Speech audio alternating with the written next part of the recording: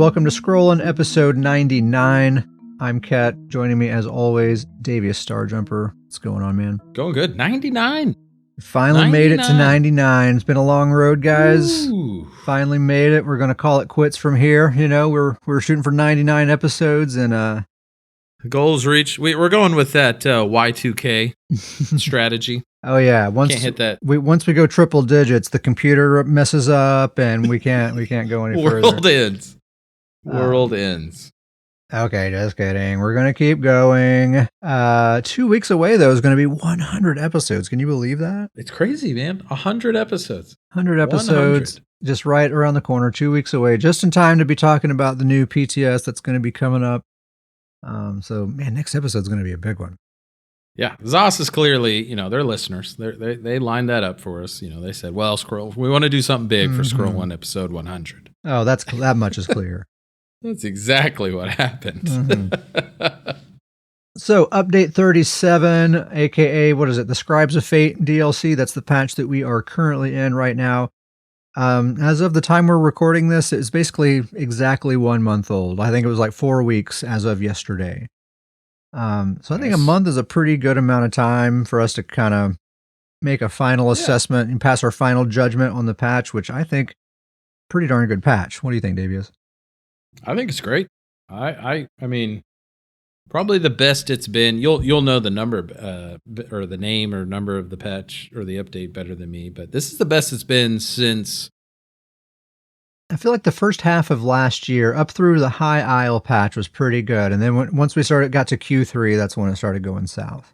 Yeah, but yeah, I would say one of the better patches. It really, it feels really, really good. Oh yeah, I think we're going to look back on this one as being like, we're going to remember this patch fondly, and I think we will have the opportunity to remember this patch fondly because I don't think it's going to last forever. This nice, period of tranquility here. I feel like that it, I don't know. I'm hopeful that I feel like it's going to feel good. The only thing that's going to change is when they bring in the Arcanist. The Arcanist is going to be, it's going to tip the scales, if you will. I mean, that Arcanist, I think it's going to totally disrupt the meta, but also, there's going to be a whole bunch of new armor sets. I'm sure some of those are going to change things up. I bet they have another trick or two up their sleeve as well. I don't know. There's nothing really to prove it, but I just get this sense that there's some stuff that they haven't let on yet that is going to be just got you worried. I don't know. I'm on my toes. Yeah, I don't know.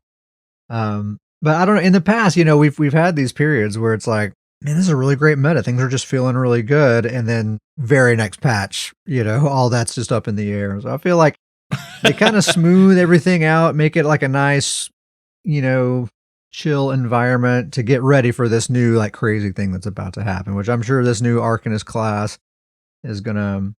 I mean, that's just the way it always is, right? They release a new class. The history is always that class has to be the best, which I get. It's a business decision. It's got to be a little bit of the best, but as long as it's not just overwhelming, like we can't compete with it, like I'm okay with that. I can handle Arcanist. Let's have some fun with it, I say. Like let's let it be OP at first. Like honestly, it needs to be. Yeah, that's how you get people get in there theory crafting. Is everybody has Arcanist, everybody's coming up with ideas, theories, and builds. Like I'm okay with that. Yeah, and you get the fun YouTube videos with just like I don't know. I kind of want to get stumped by a crazy Arcanist build, just to see it. I don't know. That's just kind of part of the fun of it. It's like when the 25% Malakath Band of Brutality first came out. It's like, okay, this thing is ridiculous, but we're just going to have a blast with it. Some ridiculous fun with this thing. But yeah, it's a good patch. The meta is still, I think it's a really great meta in Battlegrounds. There's a very good kind of class diversity situation going on. I'm seeing pretty much all classes well represented with the exception of necromancers. Really don't see hardly any necromancers. And man, that really is the truth. I feel like every class right now has a lot of things they do really well, has a lot of good players representing them, but there's just no necros out there. They're just absent. Yeah, I think the conventional wisdom is that like necros and templars are kind of at the bottom of the pile there, but honestly, I think necros are pretty far behind even templars. Like I see some good templars out there. I see some templars that are formidable that like I don't want to mess with. My templar is in pretty good shape. Well, and I'd even say beamblars. Beamblars are out there still securing kills really well. Oh yeah, yeah. I've been playing on a Necro quite a bit here lately. I'll talk about her here in just a little bit, but it's been a while since I spent a lot of time on a Necro, so I kind of go for underdogs, whatever classes maybe not performing as well as the others. I have a tendency to be like, well, let's see what I can do with this thing. Surely it's not that bad, right? It kind of is that bad. It's not to say like I'll talk about this build here in a little bit. It's a good build and I've been having fun with it and everything. But at the same time, I keep thinking about like if I put that gear on just any other class, how much better would it be? But DKs and Wardens, they're still pretty much dominating the meta. DKs especially. But even aside from that, like I had a match a couple of days ago that did not have a single Dragon Knight or Warden in the entire match. None of the 12 people were Dragon Knights or Wardens. So, yeah, that's kind of dying down a little bit. That diversity is there. Necros need some help. But otherwise, aside from the bad Necro situation, I really feel like things are nice. As we're kind of thinking through Necros here, what is it about Necros do you think that has them so far behind? Like, I was really trying to think through this. Is it the class passives? Is it just the lackluster of a really dominant skill that they have access to? Like, what do you think it is? Well, I was planning to talk about a lot of that stuff when I talk about despair a little bit later. But I'm throwing things off. That's okay. That's okay. We can just go ahead and kind of skip ahead a little bit. Because that's a great question. I think that they don't really bring anything to the table. Like we're thinking in terms of like a Battlegrounds team comp, right? Like what does the Necromancer bring to the table to justify their presence? Like why are you bringing a Necromancer instead of a Warden or a Dragon Knight or something else? Yeah. And there just isn't really much, like on my Necro build, like on the front bar, I have Blast Bones, which is the only class ability I have on the front bar. Every other ability on the front bar is a skill that anyone can use. And on my back bar, I have my armor buff, which is super generic. That doesn't even count as far as like identity goes. I have Resistant Flesh, a burst heal ability, which is basically just Breath of Life, only worse. And then I have the Intensive Mender, which is a truly unique Necromancer thing, this kind of healing turret that follows you around. But it was nerfed pretty severely last year. It's not nearly as strong as it used to be. That needed to happen at the time. But now, if that's the only thing you're bringing to the table, it's not enough. That's not enough. Yeah, it's not worth it. That is a really good point. It's kind of like each class has that special uniqueness about it. And Necros don't really have anything that's unique and special that they're really, really good at, like. Yeah, me and Uncle Sam were talking about this the other day, and man, I really think ZOS needs to really try to make Necromancers the anti-Wardens. I think that's the perfect place for them, like you look at a Warden and part of what defines a Warden is that they're super complete, right? Like they have all the necessary buffs within their class. Any ally of a Warden's, if you're just in their proximity, you're just better, you're stronger, you're more survivable. A lot of team buffs. The Necromancer should just be the opposite of that. Like one of the things about Necromancers that's kind of opposite of Wardens is Necromancers don't have hardly any essential buffs within their own toolkit. They have to go outside of their class for those things. I think that's fine. Let's keep it that way, but then let's load them up with a bunch of debuffs then, and so we'll make it so that, with Wardens, if friendly people are near the Wardens, they're better. With Necromancers, if enemies are near the Necromancers, they're just automatically weaker. They're just being made worse. I think we should really kind of lean into that as like their identity. They don't have self buffs. They have a lot of debuffs, and that's really what it's all about. They do have some, certainly, but I think we could lean way harder into that. They don't have enough to make it kind of their specialty. Yeah, exactly. And that's always what I've been trying to do with my Necromancers. Like, man, my whole thing is I just want to make all my enemies just a worse, like weaker version of themselves. And you kind of can do that, but the way you make that build, you can kind of do that on any class. Yeah.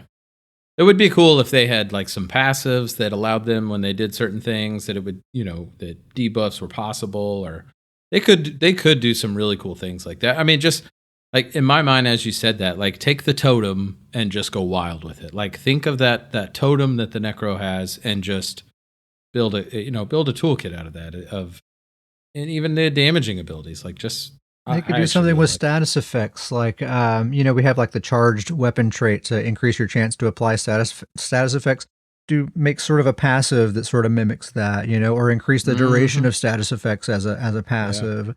Yeah. I think if we kind of focus on that as their identity, then we have a real reason to bring Necros. With our team comp, our team strategy is we're going to weaken our enemies as much as we possibly can. And if that's what we're trying to do, you got to have a Necro. They're the best at that. Yeah, absolutely. Yeah, so that's kind of how I think they ought to handle it. Man, that was a very unexpected little detour there. From a little detour. I'll talk a little bit more about necromancers after a while, but expect for our next episode, for episode number 100, we should have PTS for the Necrom chapter. It's either next week or the week after. The opinions differ on whether some people say it's next week, some people say it's the week after. It looks like it very well might be next week because the kind of official live stream event where they're sort of deep diving into the details of the chapter and all that stuff, that's tomorrow. And it's usually the Monday after that is usually when it drops. However, according to their normal sort of scheduling based on the release date and everything, it would be the following week when it goes live. Guaranteed to happen before episode 100. Yeah, either way, before with our next episode, that patch is going to be, or that PTS patch will be live. We'll be talking all about the Arcanist, all about any new armor sets, any crazy new stuff that's going to be on there. Like I said, I have a feeling there's going to be some weirdness that we're not expecting. I hope so. Oh, I'm sure. I'm excited, man. I don't know. I haven't been this like excited for a patch in a long time. I'm just excited to see you level a character again. I know. I haven't had a reason to level a character in such a long time. I have 13 already. You got any name ideas for your Arcanist? Oh, I've got a couple. I got a couple names lined up. Okay. Keeping them a secret for now? Oh yeah. They'll be revealed. Okay. All right. Maybe episode 100 I'll go through some of the names. Okay. We'll put something in the Discord. We'll let the Stoon goons vote what my character name will be. Oh, really? Gonna let the goons have a say. That's bold. That's bold.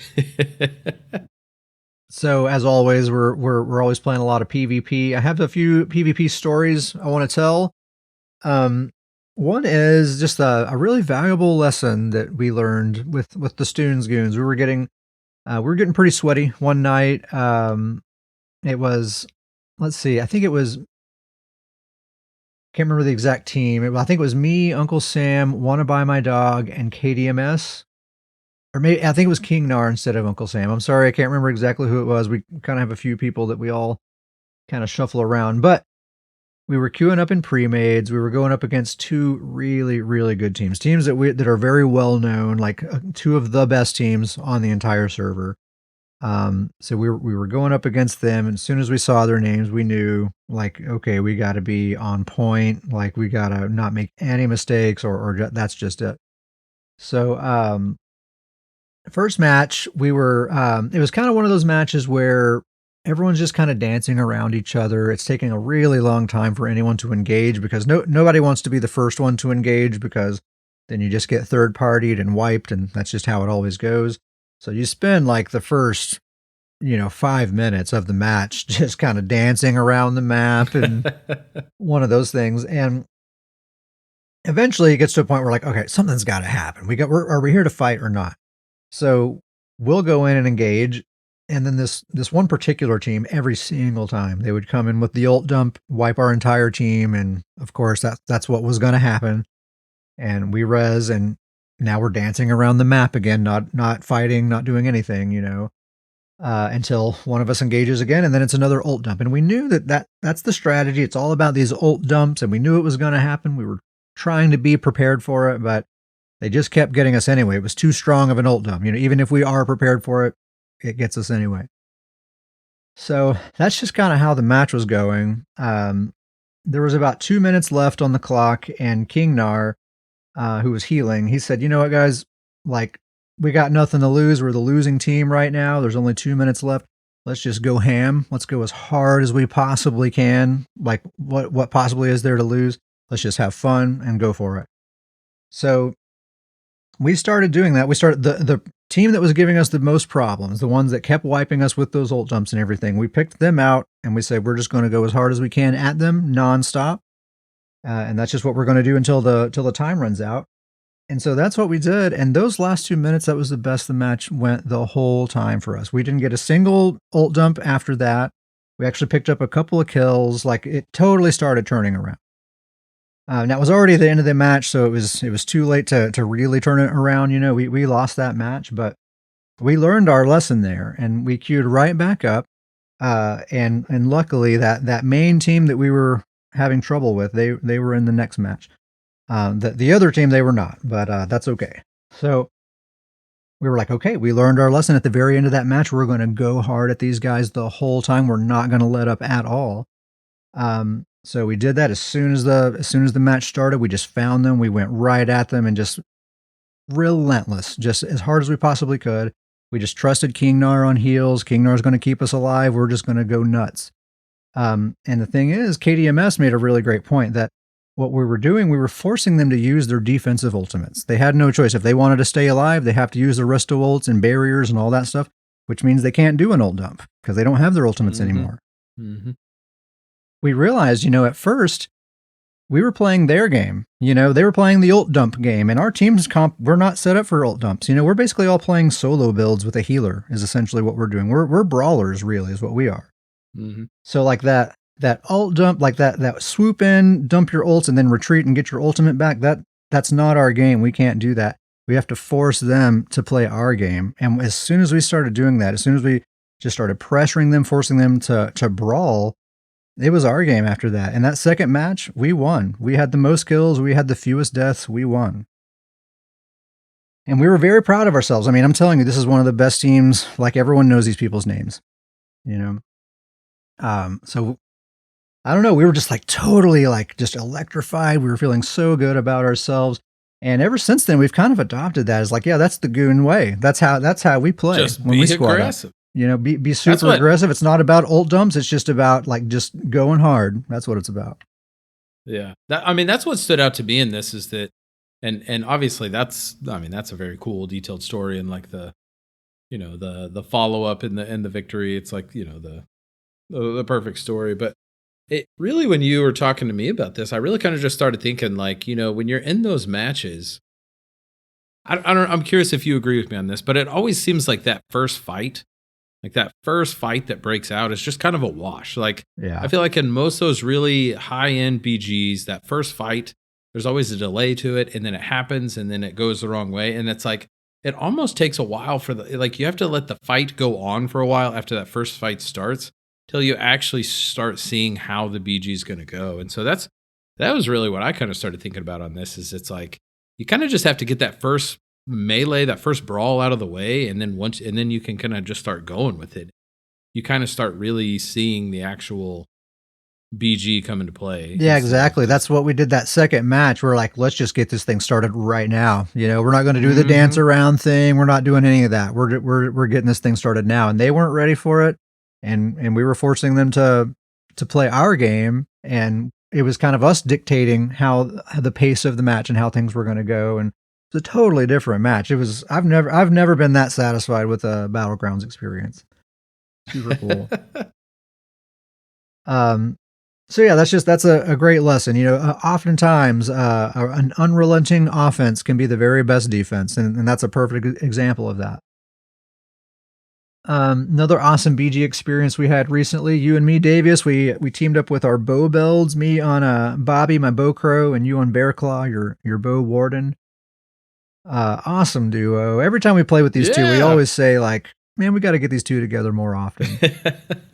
It's like we forget how fun they are together. Oh, they're so fun. It really was like just one of the just lighthearted, more fun duos that I've played in a while. Yeah, and they actually complement each other really nicely. They're both Oaken Soul builds, so it's just real simple. Yep. So my BowCro, he uses Oaken Soul, Swamp Raider, Morag Tong, and One Piece Magma. Let me see if I can remember your Bearclaw build. Sure. It's Oaken Soul, Swamp Raider, 2 pieces Baylorg, Point Blank Snipe, Vatishran Bow, and 2 Trainee. That's the one. I knew it. Perfect. 100%. It's actually a really great duo because so like you're of course a Nord as always, and you're a Warden who are they're just very hardy naturally. Oh, yeah.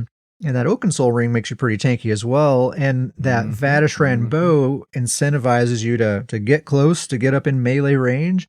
So you're kind of that front line, kind of like that's kind of your thing, you know. Yep. And then I'm a squishy little wood elf, you know, so I'm able to kind of hang back, let you absorb the damage and stuff, and I'm tossing in damage as well. I have that Morag Tong set that's making everyone take 10% more poison damage, which you and I both benefit from. So we're both sort of synergizing really nicely. Yep.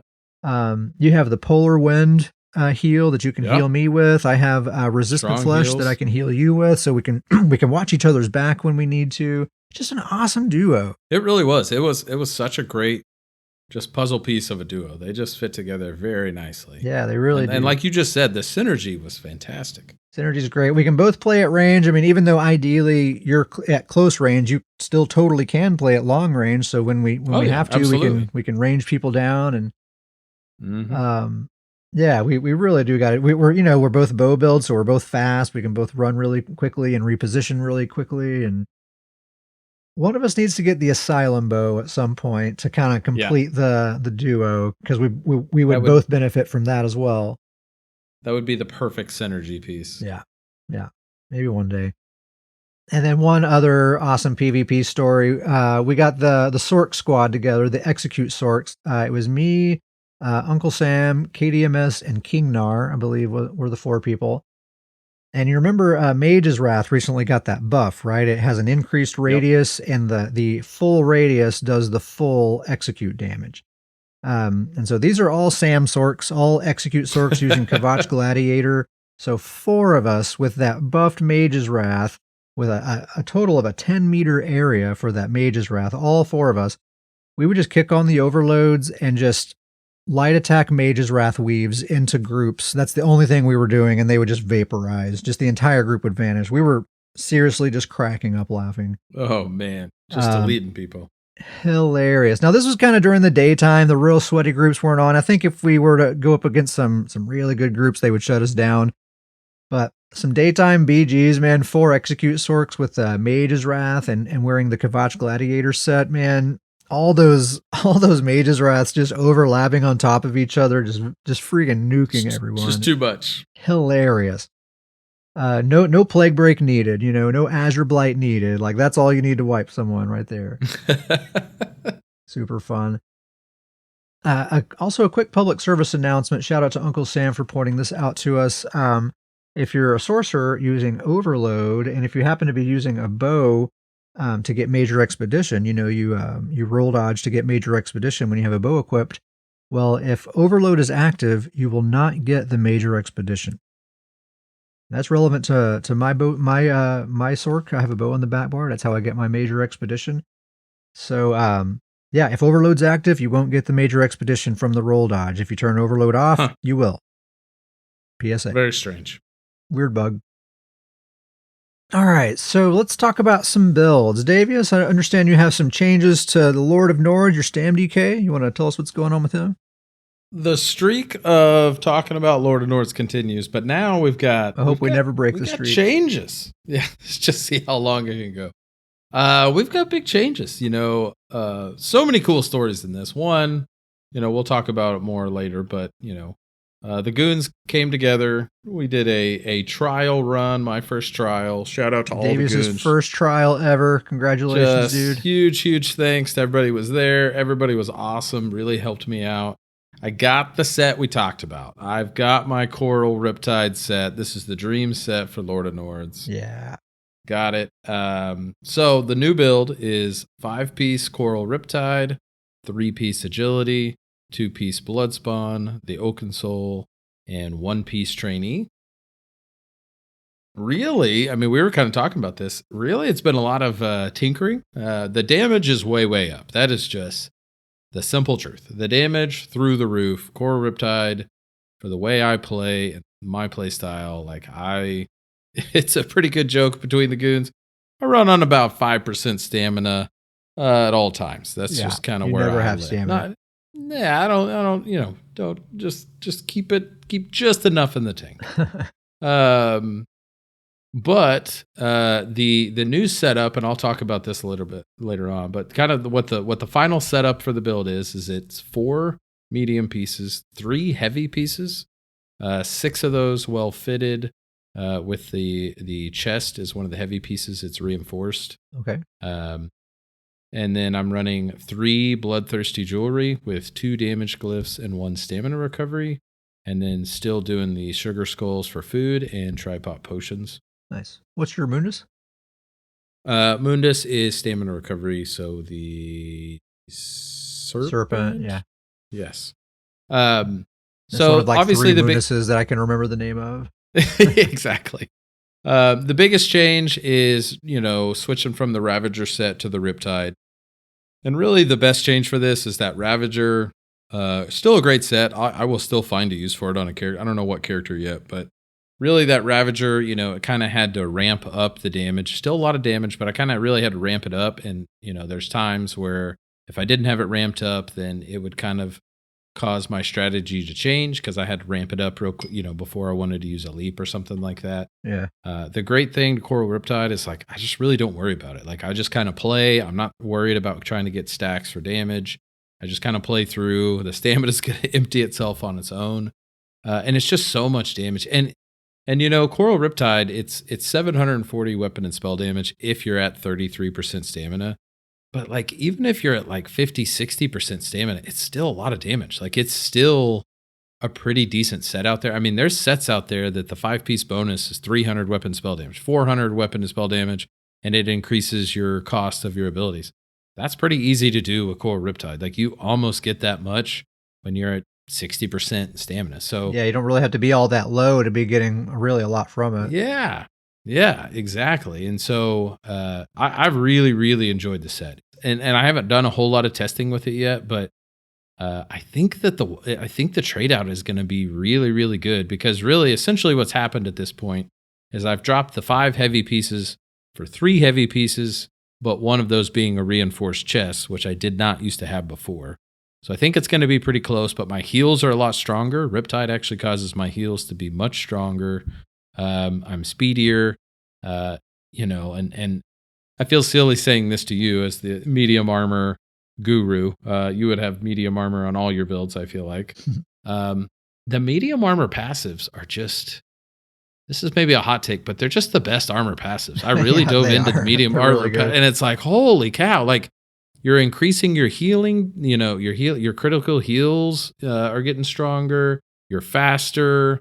Your damage goes up. Your sustain goes up if you're a stamina build. So actually getting all of those passives adds a level of tankiness, if you will.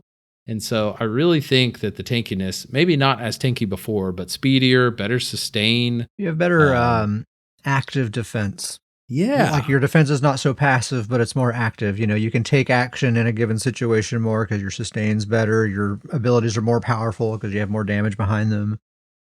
Yeah, absolutely. I'm really excited to get this build out there and do a bunch of testing because I think that this is going to be...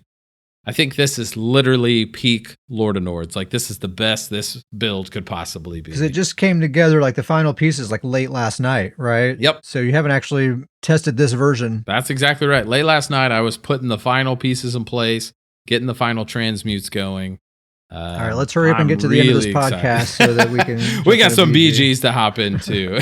I want to see this dude. I really do want to see this dude in action with that stuff. Oh, man. It really is. I think it's finally tip-top peak Lord of Nords. The Coral Riptide, he still has the tankiness. He's got those medium armor passives. He's still got 6 well-fitted. He can roll dodge for days. I really think this is just going to be the perfect fit. Oh, yeah. Now you can roll dodge even more, way more now. Yeah. Right? Yeah. Oh, yeah. Yeah. And his sprint speed's faster. There's just so many things that, man, it's going to be so good. All right. As soon as this is over, seriously, you can't go to bed until we play at least one battleground after this. Oh, yeah. We'll get a test in there for sure. For sure. I've been playing a lot of healers lately, so I'll give you some heals. Cool. Is that all you got for Lord of Nords? That's pretty much Lord of Nords. He's fully set. We'll get some testing in by next episode. The streak will, I'll tell you this, the streak will at least continue for one more episode. At least. I got to talk about what these results are. I hope it never ends. Just Lord of Nords every episode.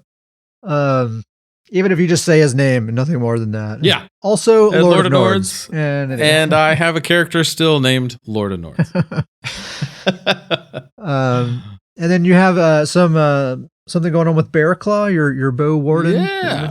Also, in the last episode, I talked about this bleed build. Uncle Sam, the theorycraft. I can't remember what his title is. The official theorycraft builder of what was it? The podcast. The official build consultant of the Scrolling Podcast. There it is. Yeah. Thank you. So him and I kind of put together this bleed build that we really do think would be amazing, and so it was. Yeah, I won't even get into the bleed build. We had talked about it last episode, but that was kind of the goal. It's like, all right, Bearclaw, that's my StamDN. That's my perfect character to do this bleed build. But the problem, if Sam's listening out there, earmuffs here, I hopped on Bearclaw with this point blank snipe build. We just talked about it. I just love this build too much. It's just too good. You can't give it up. It's the combination of it is effective, but it's not the best build out there by any means. But the combination of its effectiveness with its ridiculousness and how much fun it is to play. It's so fun. It's peak. I can't get rid of it. I seriously might just straight copy that on my StamDN. It's so much fun to play. Yeah. It is so much fun. Just a reminder of the build. It's 5-piece Swamp Raider, 2-piece Baylork. You actually already got this earlier. 2-piece Trainee, the Vatishran point blank snipe bow, Oaken Soul, ring, 5 medium, 1 heavy, 1 light, all 7 well fitted. And then it's got, right now it actually has 3 infused jewelry with 2 damage glyphs and 1 stamina recovery. I think I'm going to start swapping those out for Bloodthirsty. Oh, yeah. I think that's going to be the way to go. At least 2 of those Bloodthirsty. I might leave 1 with the stamina recovery infused just to get a little bit more recovery. Yeah. But at least 2 Bloodthirsty with those point blank snipes. It's going to be nasty. Sugar Skull food, tripod potions. But man, it's just, we've said this before. Bearclaw, I love me a wacky build, and Bearclaw is always the wackiest of my builds. He always he kind of takes that spot. But it's just so much fun to be in the melee range. You're in the melee. You see these brawlers. You see these DKs. You're in the fight. People are hitting you. Templars hitting you with jabs. And I'm in there with a bow, just rearing back, letting go right at their face. 3 meters away. Yeah, 3 meters away. And then it never fails. It's a snipe. And so they're like, what the frick just happened? Even if I'm far away, they're rushing me like, oh, look at this sniper. Yeah. They run up to me and it's perfect. The closer you get, you're falling right into what I want to do. That's the best part. Because people hear that snipe noise and they assume, oh, there's an easy kill. Let me go chase that person down really quick. Little do they know you're a Nord and you're a ward and you're not an easy kill at all. And the closer they get, the harder those snipes are hitting. Yeah. And that's probably my favorite thing about this build. Is this build takes chunks of health. Yeah. I mean, just chunks of health start disappearing with this build. And that was really, the combo with Bobby, your BowCro, it was like, Bearclaw was just taking chunks of health and then Bobby was just coming in there and finishing them off. It's just such a fun build. I can never get rid of it. The defense of it, it really is, it can be up close and personal. I know that, it's in 5 medium. But the defense of a Warden, I've got Vigor on the build, I've got Shimmering Shield, I've got Polar Wind. Yeah. So I've got a strong heal, I've got the heal over time, I've got the damage shield, I've got another heal over time with Vigor. It truly is a bow brawler. It really is. It's the bow brawler. And then the damage is just off the charts with the point blank snipe, with the the Oaken Soul ramping up damage a little bit, and then your Swamp Raider. You got Sub-Assault in there too, hard. Right? Yep, Sub-Assault hits hard, and then the Bull ult with Baylork is just the cherry on top. Oh yeah, the Toxic Barrage. Oh man, when we would both lay into someone with 2 Toxic Barrages, I don't care how tanky you are, dude. Double Toxic Barrage. It's good night. Oh man, and I love the perfect circle this build makes because it goes back to that Shimmering Shield. That Shimmering Shield, it's a Nord, the Oaken Soul ring. The ultimate is just ramping up like crazy, just up. And so I'm just popping that Toxic Barrage with the Baylork kicking in every time. It's beautiful. It's a beautiful little perfect circle. Mother of Dragons says that's just the worst. Saying it's toxic is too easy. Yeah. So good. Oh yeah, so that toxic barrage even just one of them is crazy strong. Two of them, forget it. Yeah, when we were doing that duo, we were doing double toxic barrage, and it was pretty. Yeah, you get yours about twice as often as I do, but still, because that shimmering shield and you're a Nord, so yeah, you just get it a lot faster. Well, and the Oaken Soul giving you minor heroism. I mean, it's just going off all the time, and it works so well with that Baylord because you're getting that damage ramp and that penetration. It just works out well. Yeah, it's cool. Good old Bear Claw. Yeah, I'm glad that you're sticking with being a bow build, like a bow brawler build. That's always been his thing. That's just who he is. Yeah. He's a bow brawler. It's always been his thing. Yeah, but those bleed wardens, there are some out there. That's a good option for a build. I still think that I may put it together. I don't know if I may end up making another warden. Who knows? But it's still a really good build. You got that armory. It does. Yeah, it does need to get put together. No, I do have armory. I even have the armory assistant, but just something about the purity of my characters. If I do make that build, it would have to be on a different character. I understand. As insane as that sounds. I do get it. Somehow I do get it. It's the old school. It's old school ESO players in us. Yeah. Oh, a different build? That's got to be a different character. There's certain things like old Betsy, her back bar weapon must be a bow, no exceptions. Sorry. That's just got to be there. Yep. Absolutely. Yep. Cool, man. Anything else about Bear Claw?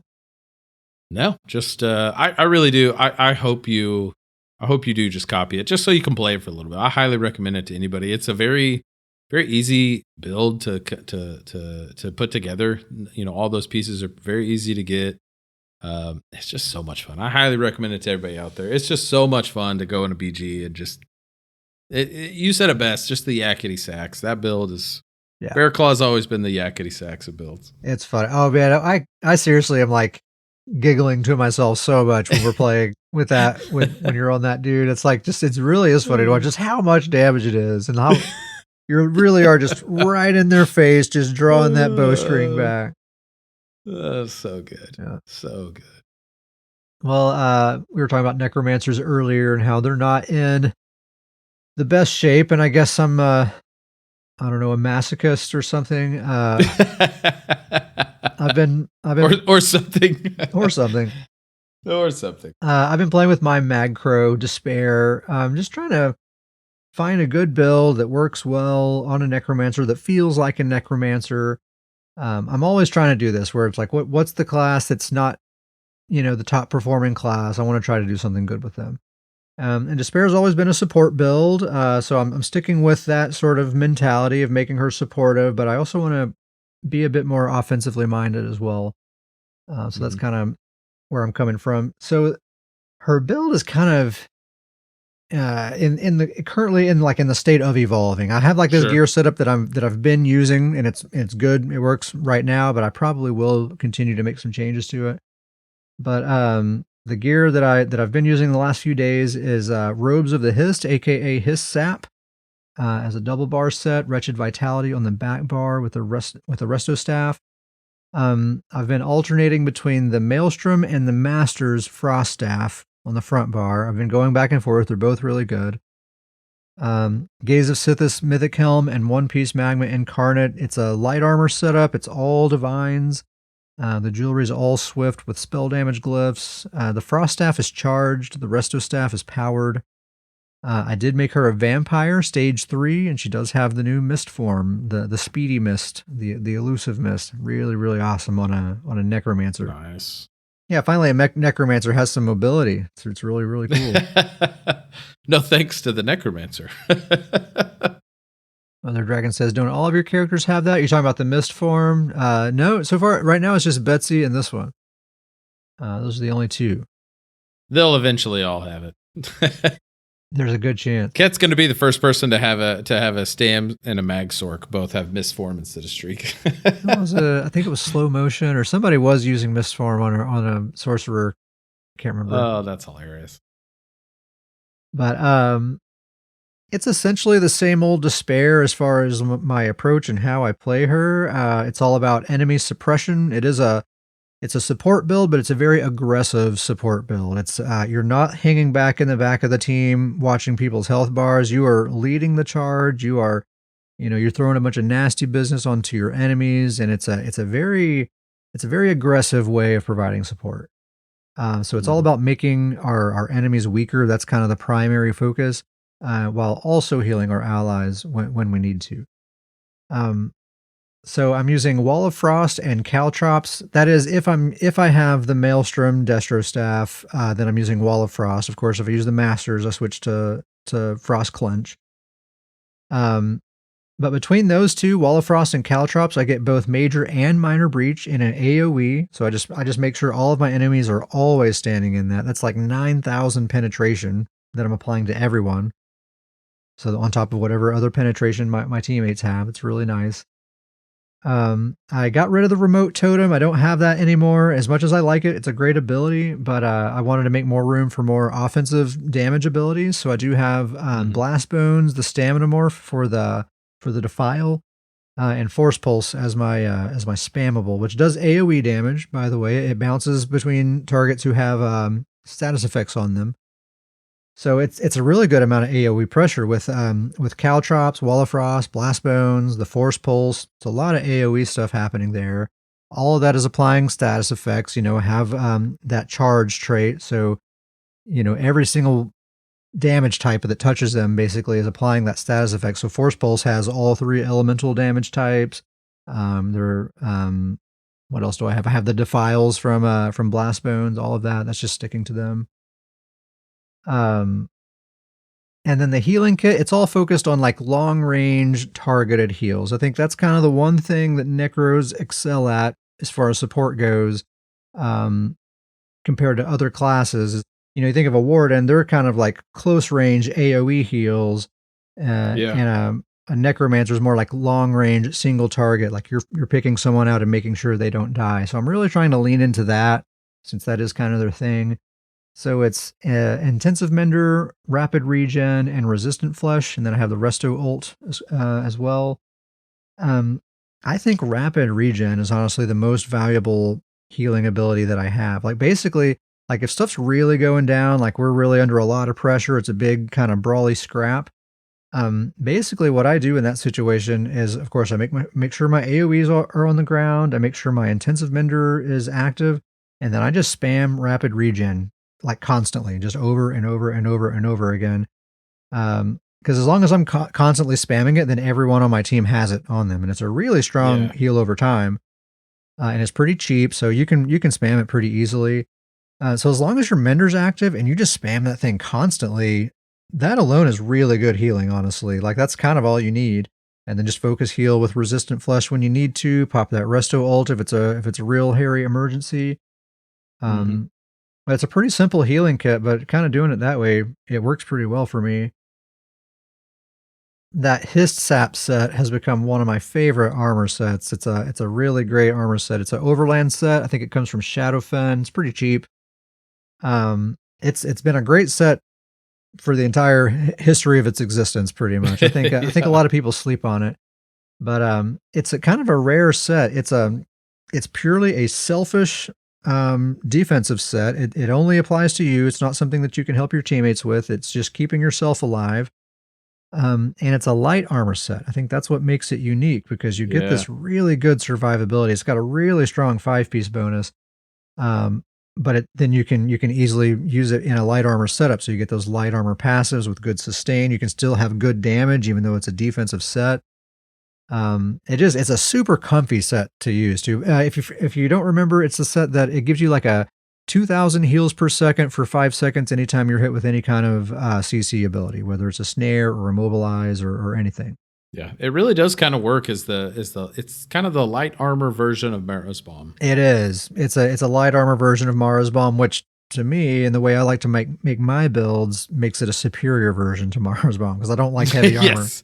You can't stand. So this is your preferred version of Mara's Bomb. And it's easy. I mean, anytime you're fighting anyone, that's going to be an easy 100% uptime on that. You're always getting hit with at least some kind of snare or something. So you're always going to have that.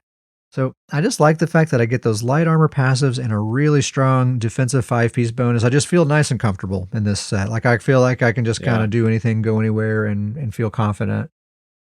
I would just say this about Despair. I mean, great character, one of the best. It's one of my favorite builds to do it with you if I'm being selfish and want your healer, just because of what it's capable of. But to me, Despair is really the character that brought the realization of Necros to me. Because I mean, like I said, this is a great build, great character. But as you said earlier, you're running one or two actual Necro abilities? 4 total, but I'll talk more about that in a minute. But yeah. Yeah. But yeah, this is the one that kind of brought the realization is just this used to be hands down the most dominant character. I feel like this character used to be a character that you actually stopped using because when you brought this into a team comp, it just was oppressive. It was an auto win. Almost. Yeah. Yeah. It really got to auto win status. And then they kept making all of these changes to Necro. And it's just not, it's not an auto win anymore. Still a fantastic build, still amazing support and works really well. But I feel like all the good things about it now are really just the setup and you're playing it, not necessarily the Necro anymore. Yeah, you're exactly right. That's a point that I'm going to make here in just a second. First, I want to mention those so I'm talking about this his sap set and how much I enjoy it, but I'm actually I'm definitely going to try replacing it with the Serpent's Disdain set. That's a crafted set, and it extends the duration of all of your status effects by 16 seconds. That's an easy one to overlook, but man, it's a very good set. So status effects, that's like the poison status, burning status, sundered, all that stuff. Those all last between 4 to 6 seconds. They're very short durations. So if you're extending all of those to 20 seconds, basically, that's essentially permanent, is what that's going to be. Because that's permanent upside. That's going to be permanent because that's going to have a 20-second duration. Say like the poison status, it's going to have a 20-second duration. Almost certainly within that 20 seconds, that status is going to get reapplied, and that duration just starts over another 20 seconds. And that applies to all of my statuses. I have all three. I have almost all statuses that are in the game. I think Bleed is the only status that I don't have in this build. Our buddy Uncle Sam, he's the one that turned me on to this set, by the way. He uses it on his dot build on his Necro. And the way he describes it is it's like once you get your hooks in somebody, it kind of takes a few seconds to get all the statuses on them and everything and all of that, and they don't even really realize what's happening. But by the time it's all happening, it's kind of too late, and they can't crawl out of that hole that they're in. All these statuses, it's like death by a billion paper cuts, So that seems like, honestly, like the perfect set for Despair, for like the theme of her, like what I've always tried to make her do, like weakening enemies and making it like just difficult for them to do anything. If I can just have a permanent uptime on almost every status effect in the game on everyone nearby, I think that'll be pretty good. I'll have to give up that defensiveness from his sap to do it though, but it might be worth it. Oof. But I think I at least have to try it. I think I'll probably end up sticking with it. That's going to be really strong, I think. Yeah. Master Ice Staff versus the Maelstrom Ice Staff. It could go either way. They're both really good. I think kind of my thinking is if I'm with a group and I'm really thinking about the group effort, probably the Maelstrom Ice Staff with Wall of Frost is going to be the most beneficial there. And if I'm playing solo and I'm really more concerned about my own personal performance, I want to get more kills, then the Master Ice Staff, I think, gives me a little bit more actual killing power myself. So I'll probably just continue to switch back and forth depending on the situation. I really like this build. I've been having a lot of fun with it. I look forward to coming home from work and logging on and playing with my MagCro. The biggest gripe is what you were just saying, Davius. It's not a Necromancer build. I mean, I'm playing it on a Necromancer, but it's not a Necromancer build at all. I could copy paste this gear onto any class and be equally effective. Like I said earlier, on my front bar, Blast Bones is my only class ability that I have slotted. It's not unique in any way. Like most classes have a delayed burst ability, Absolutely. And like I said on my back bar, it's an armor buff. That's not unique. Resistant flesh isn't unique. You know, every class has something like that, basically. I'm just toting that Mender around is really the only kind of special thing that I have, and it's not all that great anymore. I think that's the part that hurts me the most about this build is that I feel like if you took this exact same setup and threw it on a Warden, it would be better. And I just... Oh, it stings. It stings to know that. I mean, if I put this on a Warden, first of all, automatically the Warden does 12% more damage, right? Frost Staff. Oof. Right there. Right off the bat. Also, no need to run a defensive set on a Warden with this kind of build, right? I could get rid of that His Sap, do a damage set instead, so they're doing even more damage. Plus, they have superior heals anyway. Yeah. So yeah, you're totally right. I should be playing this on a Warden. That's kind of. I feel like I kind of. I'm against it. I feel like I kind of have to say that to people too when I'm queuing up, when we're grouping up. I'm like, hey, I know this would be better on a Warden. I'm just playing on this for fun. Luckily, all of our guild mates are cool and we're like, just play what you want to, man. It's all good. Yeah, absolutely. So yeah, it's a great build if you're wanting to play a Necromancer build that feels like a Necromancer. It feels thematically appropriate and it works well. This is it.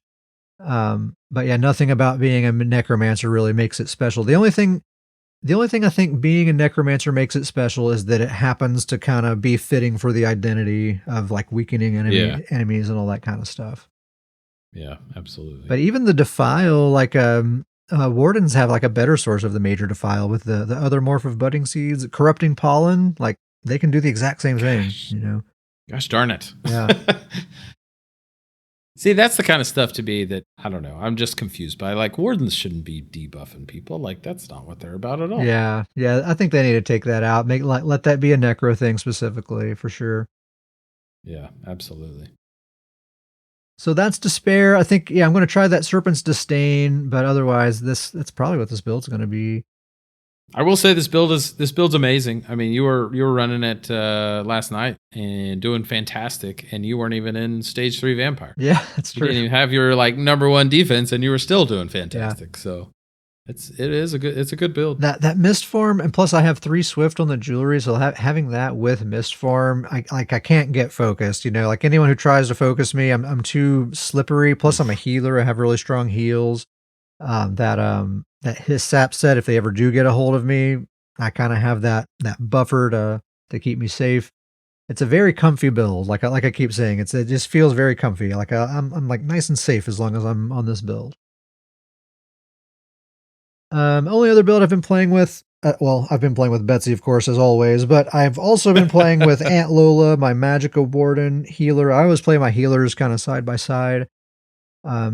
Aunt Lola's still in amazing shape. She's an Oaken Soul build. It's Oaken Soul, Mara's Balm, Rallying Cry, and One Piece Magma Incarnate. She is nigh impossible to kill with Mara's Balm and Rallying Cry. It's Budding Seeds, Healing Springs, and Polar Wind are her healing abilities.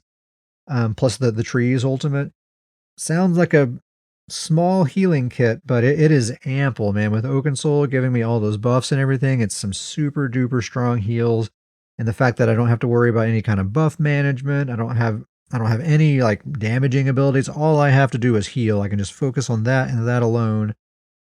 It's a really fun build to play because it is so strong. Like I've taken this into some ultra mega sweaty matches and got the job done. You know, it was sufficient heals. And I like that it's just so simple. It's really just kind of 3 buttons that I'm pushing here. I can stay alive really easily. I'm really helping the team. I really like it. It's really fun. So I don't really have a lot more to say about that other than just, you know, that's what the build is, and it's still good. And I strongly recommend it for anyone who wants a build that's easy and gets results. You know, good old Oaken Soul builds. Love them. And what we were saying about how at some point you're just going to kind of mention Lord of Nords just to mention him. It's kind of what I'll do with Betsy. She's still awesome. Like, I don't really have anything to say that I haven't said in the past like 6 episodes in a row or whatever. But I just have to say this, and we've talked about it in episodes, but Misform and Betsy is the marriage we needed that we just never knew we needed. She's been waiting for it this whole time. It really like has unlocked her in a way. Pretty amazing. And she's reached her final form. And the stage 3 vampire. I'm so proud of like she has such complete buff coverage, and the damage is really good. The sustain feels good. The mobility is there. I've never once sacrificed her core identity as being like this speedy SpeedPlar. And she's just kind of gained all this other stuff along the way and just become better and better and better. And nerf after nerf after nerf, she just keeps getting better. She's holding the StamPlars on her back. Yeah. And I also feel so proud that she's straight up a StamPlar. Like she's a little hybridy for like support purposes, for being able to heal a little bit. It's really just Wretched Vitality, giving her some extra magic or recovery is it. She's still jabbing. I mean, that's StamPlar through and through right there. I mean, but yeah, she's a StamPlar. She's in medium armor. Most of her offensive abilities are stamina based. So I don't feel like I've sold out. I don't feel like I've sold Betsy out, through anything. Like, and she's better than she's ever been. So the precision strike of Betsy has always been like the go-to. Like, get in there, hit the damage, and then get out. Things go bad, and it's so much crazier and more extreme than it's ever been right now. Like, I've been on Betsy's on my team, or I've been against Betsy and BGs now that we've got all these guild events going on. And it's like, when you're against Betsy, it's like when the team is coming down on you, she's in there, she's dealing the damage, she's gonna get kills. And then even if you like overcome the team that Betsy's on, like you take down one, you take down two, like, all right, we're gonna take down this team. You look up and you're like, wasn't there a StamPlar around here a second ago? Yeah. Like, where did that, like, she's just out, she's waiting for the team, she comes back in. The precision strike is like, it's really cool to see. Yeah, she's just the best. I'll go ahead and mention what the build is, if I can even remember without it being written down. It's Wretched Vitality back bar with a bow, Deadly Strikes is a double bar set, Black Rose dual wield front bar with the perfected maces, Sithis Helm, and one piece magma. Yeah, that's the build. There it is. Strongly recommend, and it's all about those AoE pulses, right? Solar Barrage, Deadly Cloak, Mist, the Blood Mist with the AoE damage, and Crescent Sweep Ultimate with jabs. It's all just like your big walking ball of AoE damage. All bloodthirsty jewelry. It's great. Strongly recommend it. You could also just go back and listen to any of the past 6 episodes to get lots and lots of details about the build.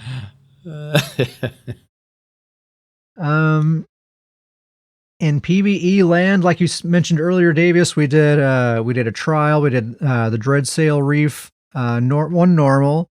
Shout out to King Nar. He's done it a few times before, so he led us through it, and masterful job. Didn't let us down. We did 2 runs, maybe like, I don't know, 20 minutes or so per run. It was easy on normal. Yeah, it really was. It was super easy. It was a lot of fun. We had a whole bunch of goons in there. We had some friends of goons in there. It was a good fun run. And I was actually surprised. Like, for that being my first trial run, I was blown away with just how much gear and how much loot is going around in those things. Yeah. Like, I was kind of caught off guard. It is just, I know there's 12 players, so there's 12 options of loot dropping, but there's so many chests in there, and then the bosses. I mean, there's just loot galore. Like, you're just constantly, it's just going everywhere. And also in trials too, like you really want to loot everything, like random cabinets and closets and stuff. You get motifs and stuff in those things, like any backpack, like you want to make sure you loot all that stuff. Yeah, there's just stuff everywhere. It was a lot of fun. I actually was the off tank, if you will. So I had the easiest job in the entire group, because King Nar just totally carried us as a tank. So I was just running around having fun looking at things. Yeah. It's a pretty cool trial. It looks fantastic. Yeah, your first trial. Yeah, it was fantastic. Now you can't say you've never done a trial now. Yeah, it's done. It's over. Yeah. Yeah, it was cool. So I think we're going to do it again this next Monday, because we still have some other goons that are wanting some gear from there. So I think we're just going to call Monday our PvE night, and we may or may not do something every single Monday. Like, we were planning to do it again last night, but then everyone who showed up just wanted to do BGs, so that's what we did instead. But I think next week we really will do it. Yeah, and I think we even got some people who potentially want to switch to Rock Grove after this one. So yeah, I think why we'll not? Let's Let's some just keep doing trial it. stuff happen. Yeah, may as well. And other PvE news, you've been farming for your heavy attack build, right? How's that been going? Let me just get the sigh out. Let me just exhale. So just quick update on the heavy attack build. I am trying to farm my what is the set? I don't even remember the name of the set. There's Stormmaster and there's Sergeant's Mail.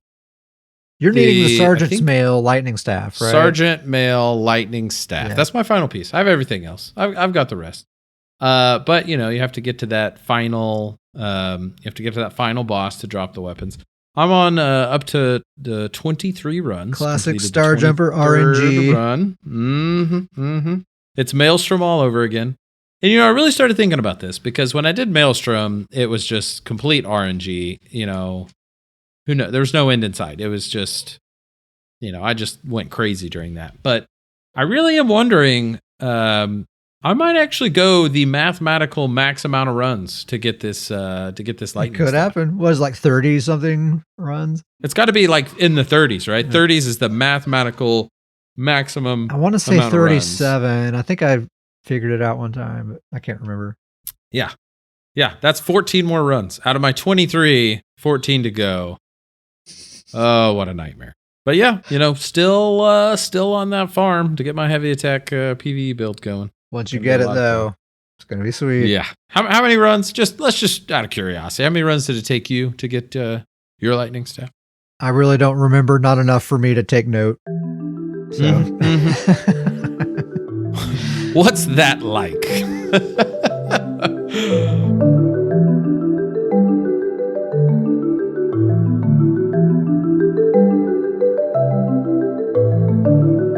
What do we got? We got some emails to talk about. Scrollingpodcast@gmail.com is the place to send your emails. You can send us any questions, anything you'd like to hear us talk about, any suggestions for the show, food-related emails, always welcome.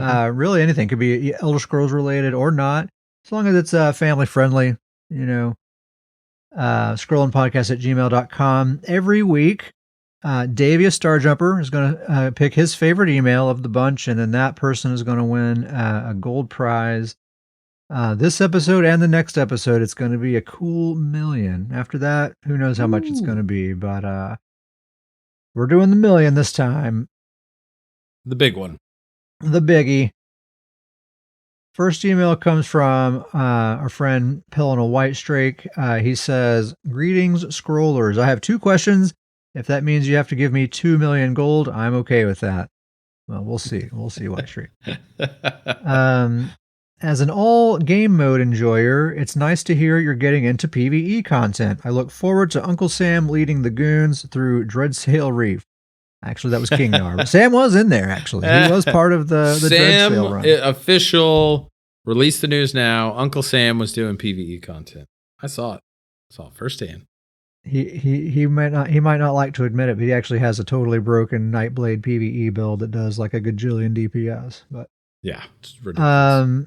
Anyway, Pelinal says, but there's one game mode that's conspicuously absent from your discussions. I'm talking, of course, about Tales of Tribute. Just kidding, it's Cyrodiil. You're big fans of BGs, obviously, and speak fondly of Imperial City, but rarely mention the OG PvP mode. What keeps you out of there? The performance, the long horse rides, or something else? My short answer is yes. Davius, what do you think? So I actually have spent quite a bit of time in Cyrodiil recently. In this last campaign, I got 6 characters to the tier 1 rewards. Jealous. Needed a lot of transmutes to get that Lord of Nords build just right. Nice. But the entire time I was in there, I actually was thinking about this. This is before I even saw this email, but I was thinking about this quite a bit about what about Cyrodiil? Because, why don't we go there? Like, why aren't we there more often? And I think it just, the simple truth of it is it's just, it sounds like a simple answer, but I can't express how much it is the reason for me. It's way, way, way too big. Way too big.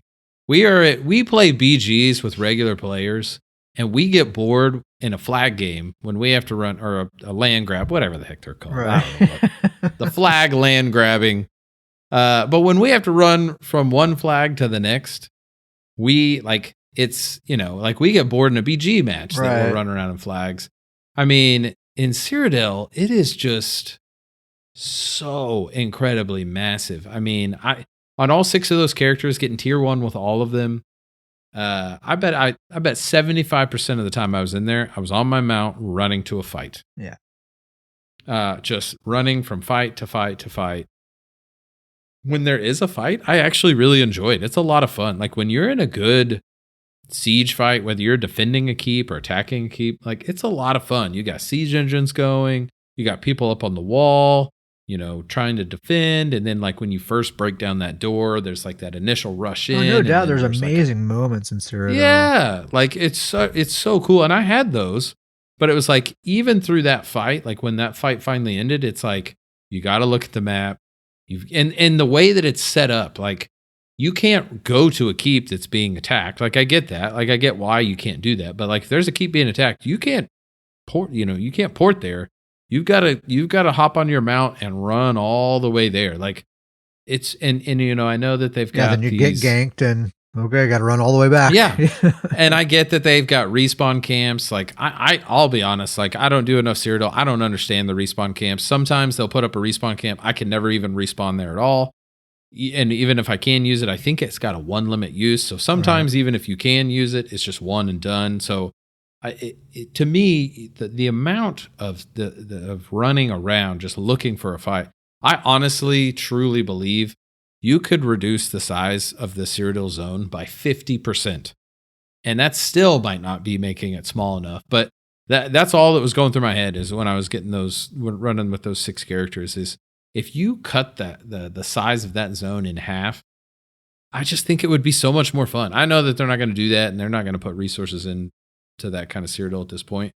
But like, I just kept imagining of like, if you cut that zone in half, how much it would encourage actual fights and just skirmishes and all of these different fights. It would be so much more fun. Like I don't think it would take anything away from the experience. You'd still have keep fights. You'd still have all those types of fights. But I think that's part of what's missing in Cyrodiil is that if there ever is a fight, it's at a keep or a camp. Like they've got all this crazy, really, elevated style terrain, but there's never fights on all this unique terrain. You're never actually fighting on it. You're just always going to the keep and fighting. If you made the zone smaller and actually had fights in between the keeps or in these unique terrain spots, I just think it would be so much better. It's just, I can never get behind it with the size it is now. I don't want to go and run around on my mount the entire time. Like I'd rather do a BG. Yeah. I'm never like thinking like logically, like what are the pros and cons? I want to do some PvP. Let me weigh the pros and cons between Battlegrounds and Cyrodiil and Imperial City. I'm just kind of going on impulse. So like, okay, I'm in the mood for some PvP. What sounds like fun? BGs. That sounds like fun. I want to queue up. I want to get right into some action right away. It's going to be awesome. Like when Cyrodiil comes to mind, like good times are not like the feeling that that happens, I'm thinking about that horse simulator. Absolutely. I'm thinking about, if I die, it's going to be a giant pain in the neck because it's going to take forever to get back to the fight. I think the simple answer is BGs are just more fun.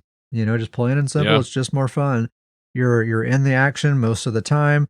It's usually fair fights, with an even number of players on each team. There's an MMR system, so you're not overpowered, you're not underpowered, more or less. Of course, there's exceptions, but it's in general, you're guaranteed kind of a fair fight. Whereas in Cyrodiil, you're going to get zerged down or you're going to do the zerging. It's very rare that you get into like a really good fair fight. Yeah. Yeah, the things that you mentioned, Pellinal, about the horse simulator and when performance is an issue, that is very, very frustrating.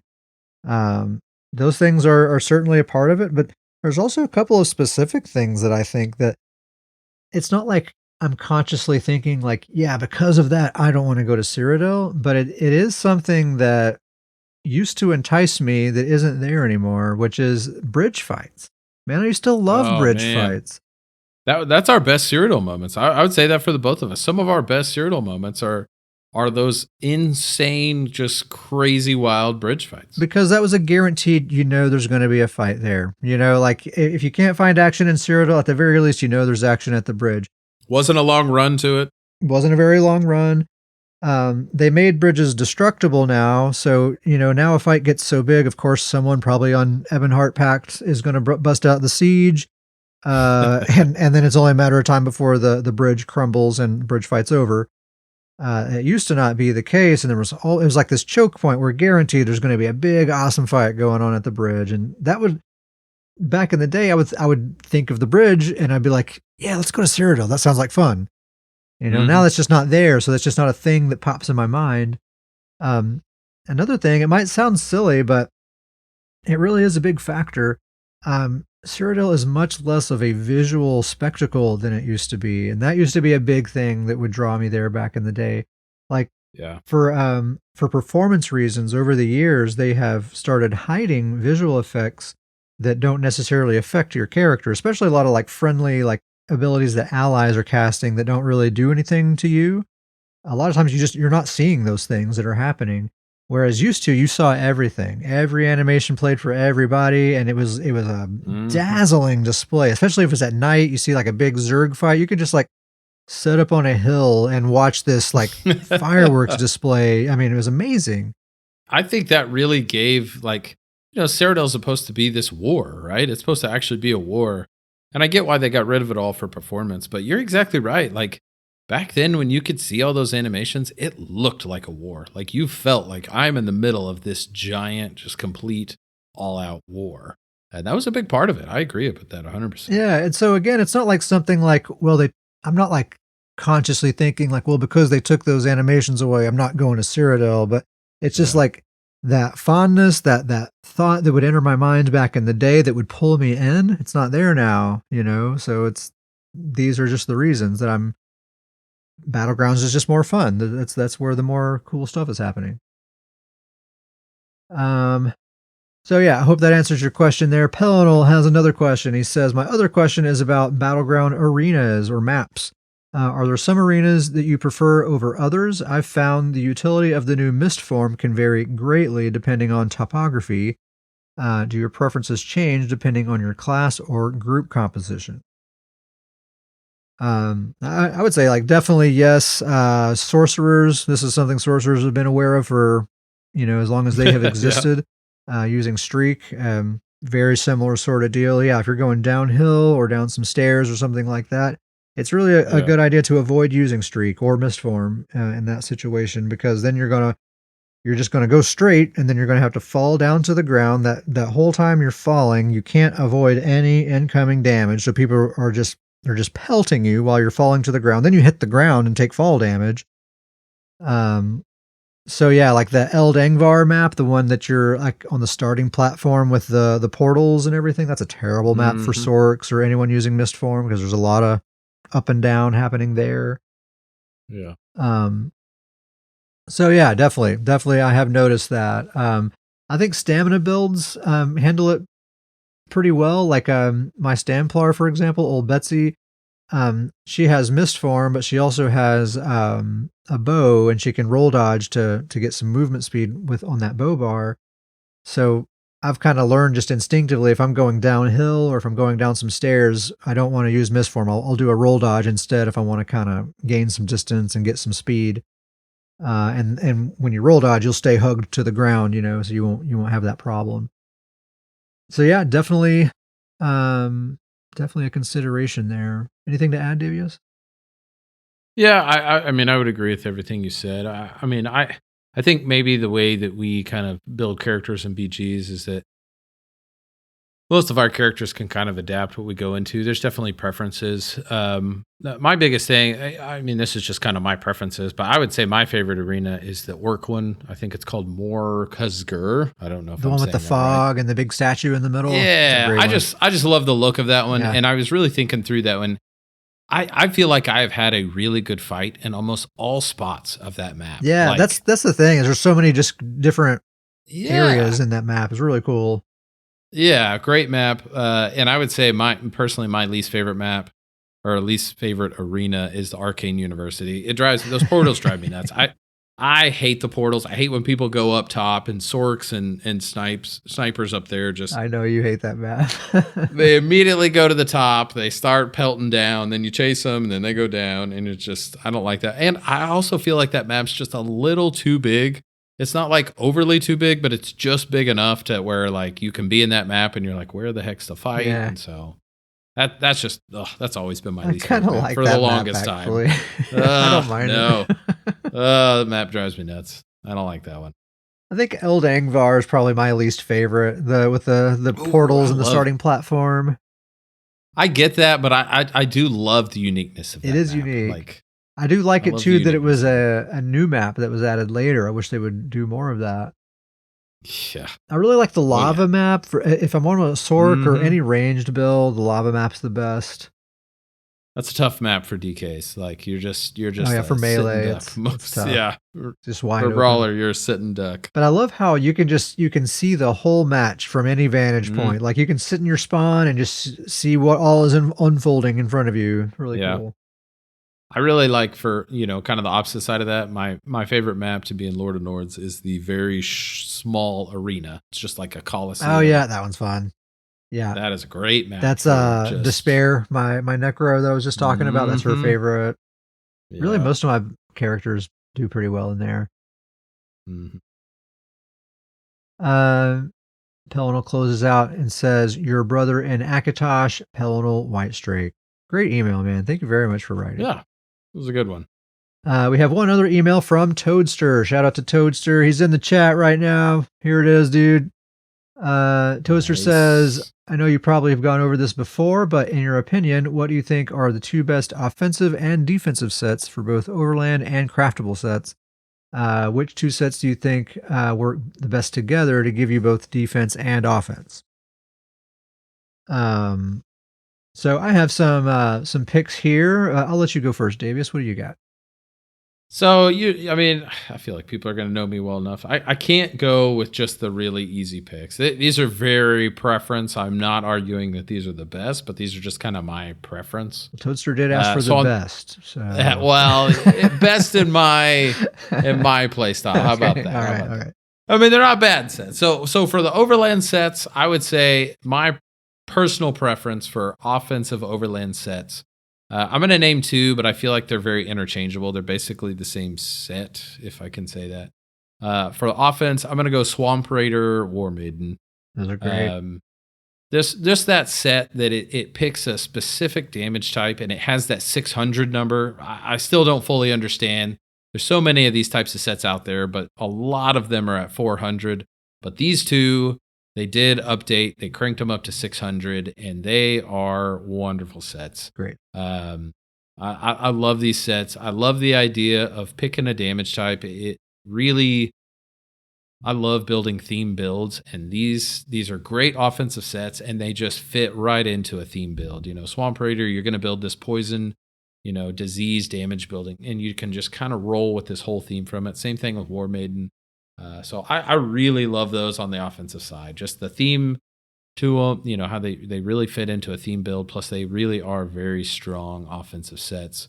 On defense, this one's going to be, I may get some flack for this one, but I'm going to go back to the basics on this. Probably my favorite defensive overland set, I'm going to say Trainee. I use that set more than any other set out there. I'm on almost all my builds, I fit one or two pieces of Trainee on there. It's so interchangeable and so good that it has a one-piece set bonus. It's a filler for almost any build. And the fact that you can get just really good stats for not a lot of not a lot of slots. I just think Trainee is a great set. Yeah. Going over to the craftable side now on the crafting sets. Once again, I'm going to go with not the meta or the most popular, but in my mind, the most, or it's hard to say it's the best offensive, but with the with the right build, I'm going to go with Kvatch Gladiator for my offensive set. Okay. And that's only because that set lets the Sam Sork live, and there's really not a build out there that gets kills better than the Sam Sork. Yeah. And Kvatch Gladiator on the right build can just absolutely be nuts. Like, it basically means your opponent has a 20% lower health bar. Like just 20% of the health bar just does not exist. Exactly. It doesn't work on all the builds. Absolutely does not work on every build. But if you can get the right build and get an execute build going, Kvatch Gladiator, fantastic set. And then you'll be happy to know for my defensive craftable set, I can't argue it. I've got 0 arguments. I've got to go Wretched Vitality. Okay, nice. I just feel like you can't argue it. I don't play back bar. I've got Oakensoul on all my builds, but if I would any back bar, any 2-bar set I would have Wretched on the back bar just for the and I listed as a defensive set. I know it's more of a sustain set, but with that kind of sustain and what it does, it gives you active defense, the best kind of defense. Yes, exactly. And so those are my picks. Great picks. I like them. So which of those would you maybe combine? Like pick an offensive and a defensive to combine together. What do you think?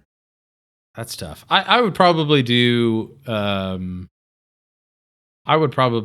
either, it depends on the build. It's hard to just pick one, but I feel like you can't go wrong depending on what your theme is with that Swamp Raider or War Maiden with a back bar Wretched Vitality. That's going to be good. You're going to be like, throw it on a MagPlar or throw it on that's my BowCro. My BeamPlar. It's exactly there you go. War Maiden. You're going to be in great shape, and those are like, I would say those are pretty relatively easy sets to get and a really relatively easy comp to put together. And it really is. It's going to have great results. You even if you really want to amp it up, you've got a slot for a mythic in there if you want to put like Gaze of Sithis or something like that. You're basically putting together my build template that all my characters use. Yes. So one of those. Swamp Raider, War Maiden. Well, hey, there you go. One Piece Magma, Wretched Vitality on the back bar. Yeah. You're going to be in great shape with that. Nice. All right. So I have mine broken up between defensive and offensive sets. So my defensive options, for my Overland defensive set, it's the one I just talked about on my MagCro Robes of the Hist. I don't really use defensive sets very often, but I really do like this one because it is so strong and it's a light armor set. All the stuff I was saying earlier, that you get that really nice cushion of survivability and you get to have all those nice light armor passives, so your sustain still feels good. You can still have good damage. It's just, I don't know what other word to use other than comfy. It's a very comfy set. It's that light armor, it's that cloth. It's really cozy. Yeah, it's light armor, but you don't feel too squishy because it's such a good defensive bonus on that 5-piece. Yeah, absolutely. And then for my defensive crafted set, it's kind of cheating because this is both a defensive and offensive set, but the defense is very nice.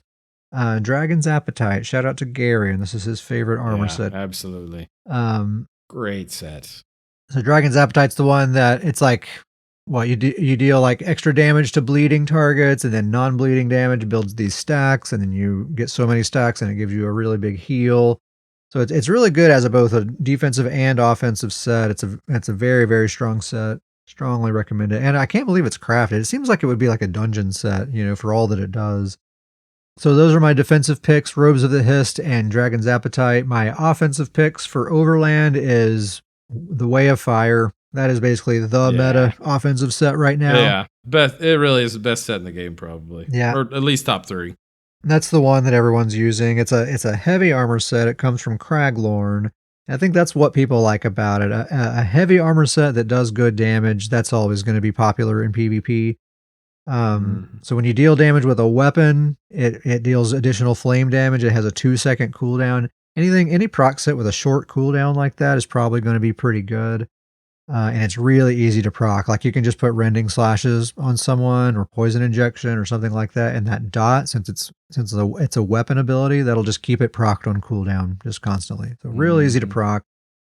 Gummy Bear says free damage. Yep, absolutely free damage. So that's on a lot of builds right now, the Way of Fire. My crafted pick for offensive sets is Order's Wrath. And this one's like a wholesome set, I would say. You know, there's nothing cheesy about this set. It's just you get a lot of good crit and crit damage, and that's basically the end of the story, you know, and it's kind of up to you to do something good with that. But it's very stat dense. It's a very juicy set. I've seen it perform really well on a number of builds, on sorcerers, on night blades. You could really put it on a Templar. It would be really good. It would work well on anyone. I like that it's just kind of straight up a stat set, you know, really nothing more than that, but it's just a really, really good stat set.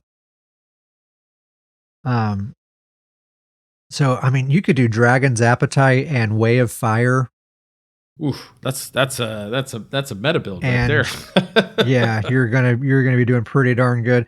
If you could get a Master's Dual Wield in there to get your bleed damage, your source of bleed damage, then that's going to be a nigh unstoppable build. Ton of damage, super hard to kill. It's going to be really good. All the things, yeah, absolutely. I also would like Robes of the Hist and Order's Wrath wouldn't be a bad just setup either. Just kind of nice and simple. Yeah. Tanky, get some crit in there. Yeah. So there you go, Toadster. Those are our picks. Maybe you get some build ideas there. Dave, it's time for the hard part. You got to pick a winner. You always put this pressure on me. I think that's why you. Oh, I got to tell you my opinion here. Yep. I think I like Toadsters. I like talking about sets. I like Toadsters. This might be the first one. This might be the first time that we are in agreement. I'm gonna go with Toadster. Toadster in the chat. Winner. All right. Toadster is our winner. I'm with you. I love talking sets and kind of breaking down. And I really liked that it was like, all right, how do you what are these? What are your favorite sets and how do you pair them together? I think that gets. Yeah, it's just fun. That's just an easy win. He's just playing the game there. He knows how to pull our strings. Get us talking about builds. Oh yeah. So yeah, as soon as I log in, when we're done recording here, I'll get that coming your way. If I for some reason forget, if you don't get it within like 24 hours, Toadster, send me an email in game, and I won't forget though. I'll do it. Cool. So yeah, scrollingpodcast@gmail.com. Send us your emails. We'll give away gold to one lucky winner every single episode. It won't always be 1 million, but this episode and the next one, it will be. We have a guild. The guild's name is Stoons Goons, literally the best PvP guild in the game. That also happens to be the best named guild on the PCNA server. It's also the official guild of the Scrolling Podcast. Man, it just never ends, the plug here. So good. If you'd like to be a member of Stoons Goons, send us an email at scrollingpodcast@gmail.com and I'll send you an invite. If your guild roster is full, that's no big deal. We can get you on the Discord. That's really where the action is happening anyway, where we're sharing memes and build ideas, and it's a very, very active Discord community. So, and everyone who's on the Discord server is a fully fledged goon. You can participate in any and everything that we do. So scrollingpodcast@gmail.com if you want to join the guild or the Discord or both. If you would like to support the show, one easy thing you can do is open up the Apple Podcast app, find Scrollin' Podcast, and give us a star rating and especially a written review. And that just makes it easier for people to find our show. When they search for relevant keywords, our show will appear higher up in those search results, and that just makes it easier for us to find new friends to listen to us and to hang out with us on Discord. If you want to go a step further than that and support us in a bigger way, you can go to patreon.com/scrollinpodcast and receive Stoons Boon for $3 a month. That gets you some extra Discord benefits, a guaranteed individual shout out on every single episode. You'll get access to the Booncast, a bonus episode that I put out on the off weeks, so you get something every week. We have videos, written build guides, and of course, the best gift of all, which is that feeling in your heart knowing that you're helping support the show and help us keep this thing going. So that is patreon.com/scrollinpodcast. If you can't do Patreon right now, then just come hang out on the Discord. That doesn't cost anything. We have one of the best communities on the internet, and we'd love to have you. So scrollinpodcast@gmail.com. Shout out to the chat. We have Gummy Bear, Toadster, and Mother of Dragons. Apparently, Uncle Sam was in here briefly earlier. I don't know if I believe it or not. Thank you guys for joining us. Also, shout out to Uncle Sam, King Nar, Slavka, Wanna Buy My Dog, KDMS, Jorl. We've all just been playing together a lot lately. It's been a lot of fun. Really enjoy hanging out with you guys. Shout out to the Elder Goons, the OGs. Thank you guys for sticking around for so long. Really appreciate it.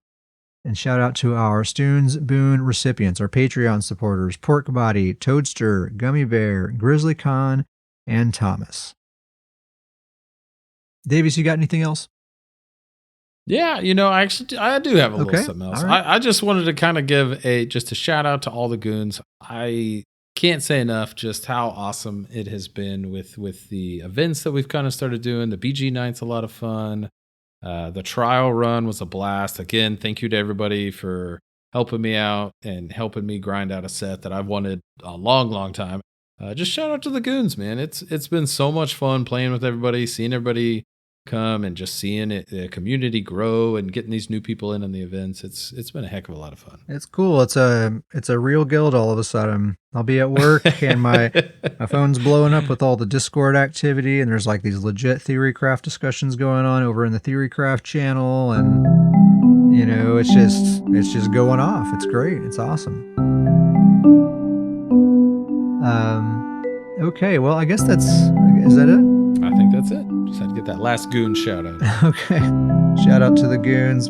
All right. Well, thank you very much for listening, and we'll see you next time.